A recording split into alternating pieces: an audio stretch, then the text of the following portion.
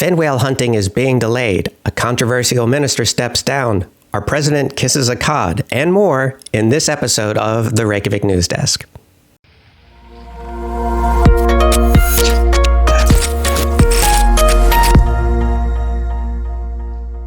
Hello and welcome to the Reykjavik Newsdesk. I'm Andie Sophia Fontaine, and these are the week's top stories in Iceland. Guðrún Hafsteinsdóttir, an Independence Party MP, will in all likelihood finally be our next Minister of Justice. I say finally because in the joint coalition agreement made between the three parties in the ruling coalition, the Independence Party, the Progressive Party, and the Left Greens, they made this agreement in 2021. And in joint coalition agreements, the different political parties decide who gets to be minister of what. Well, in the joint coalition agreement that was made in 2021, the agreement was that Jón Gunnarsson, who you all know, was going to be Minister of Justice for the first half of the election term, and then Guðrún Hafsteins would take over for the second half. Well, the halfway point came and went, and so a lot of people were wondering what's going on here.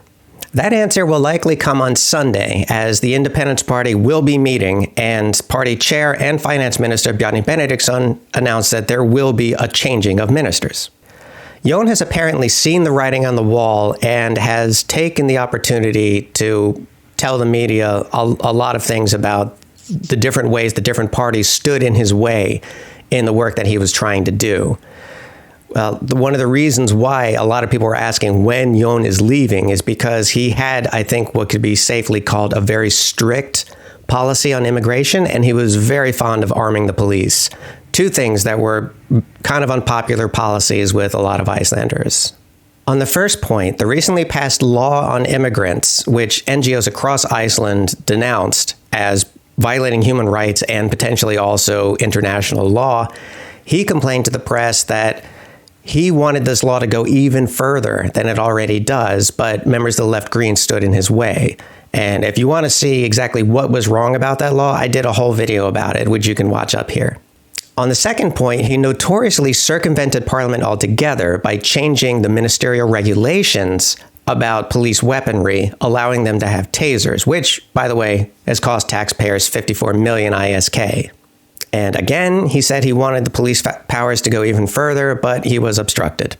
So what will happen to Jón, and what kind of minister will Guðrún Hafsteinsdóttir be? Well, Jón will likely be given the chairmanship of a parliamentary committee.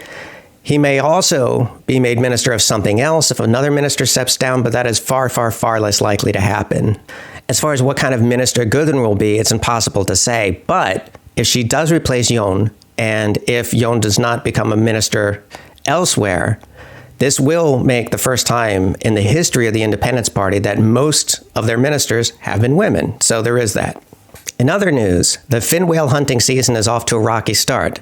And by that I mean Hvalur HF, the only company in Iceland that still hunts fin whales, is not going to be able to start hunting whales at the beginning of the whaling season for bureaucratic reasons.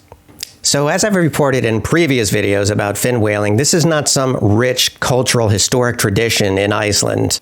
As with all things Icelandic, though, there's a lot of bureaucracy around fin whale hunting, a lot of forms that need to be filled out before the green light can be given. So in this case, the West Iceland Health Committee are the ones who issue a work permit for Hvalur HF to begin hunting whales. However, Hvalur's application for a work permit is currently being tied up because the Icelandic Nature Conservation Association has filed a formal complaint against Hvalur being able to hunt whales, and it will take time for the health committee to be able to process that application, and the fin whale hunting season has already started. Hvalur, in turn, opted to go up the chain of command and asked the Ministry for the Environment for an exemption to this process, and Hvalur was denied. This may very well be the last fin whale hunting in the history of Iceland, and it's already off to a late start, so Iceland's fin whales can breathe a little bit easier for now. There is now a forest fire warning in effect for Northeast Iceland. Northeast Iceland is famous, in this country at least, for its warm, cloudless summers. It is also famously the home of Hallumstaður, which is a 750-hectare national forest. The weather forecast for the next few days is showing much higher temperatures and very low humidity coming up over the next few days, and so the Icelandic Forestry Service is issuing a warning about the danger of forest fires. So if you're visiting this region of the country, I strongly recommend that you do not flick lit cigarette butts out a car window as you're driving through there. Don't throw your lit cigarette butts on the ground.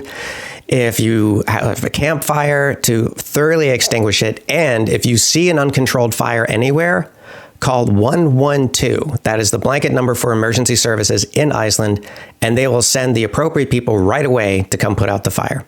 The Schools and Recreation Department of Reykjavik City Hall is currently mulling over whether or not to completely ban smartphones in all city schools. Now, a lot of Reykjavik City schools will have their own particular rules about smartphone use. Like, some schools will ban phones from being used in class, others completely ban smartphones on school property. Whether or not Reykjavik City Hall will issue a blanket ban of smartphones in all city schools will likely not be decided until the autumn. But you know what? I'm just going to say it. I'm completely against banning smartphones in schools. Every generation of students has had to deal with parents and teachers and school officials blaming something or another, whether it's been Dungeons and Dragons, Pogs, if you remember those, Game Boys, and now smartphones. They've been blaming these things on students not paying enough attention in class. All that bans of this kind do are make the banned thing even more alluring, and there's a host of other reasons why a student might not be able to pay attention in class. So yes, my 2 cents, let them have their phones. The ban is just too much hassle. Anyway, moving on to more news. Archaeologists in Stöðvarfjöllur, East Iceland, found a boat scratched onto a piece of sandstone. Okay, so what? Well, this excavation is in an area that dates back to the settlement for the 9th and 10th centuries. And if this piece of sandstone with the boat scratched on it is indeed from the settlement era, it may very well be the oldest of its kind ever found in Iceland, which is pretty significant. I've linked to the article in the description so you can get a better look at the picture. And not to dunk on the artist over 1,000 years after the fact, but it's not a very good boat. I mean, I could draw a better boat than that, and I can't even draw really well. But, kudos to the artist for their work lasting this long. Here's a photo of President of Iceland, Guðni Þór Jóhannesson, kissing a cod. In case you were wondering, no, this is not something he makes a habit of doing. Rather, the President and First Lady Eliza Reid, his wife, who's from Canada, are currently visiting Canada, and he was in Newfoundland visiting some fishermen, and they had told him that it was a tradition to do this. And so he did it. And I didn't look up whether or not this is a real tradition or not, because I think it's funnier to imagine that it's not actually a real tradition. He just showed up there and a bunch of Newfie fishermen were like, yeah, it's a tradition to kiss the cod, and he just did it.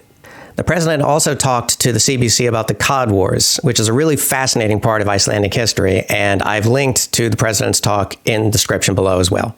Lastly, tomorrow is June 17th, also known as Iceland's Independence Day. So if you didn't have any plans tomorrow and you needed a reason to celebrate, now you do. You can celebrate the 79th anniversary of Iceland's total independence from Denmark. Huzzah!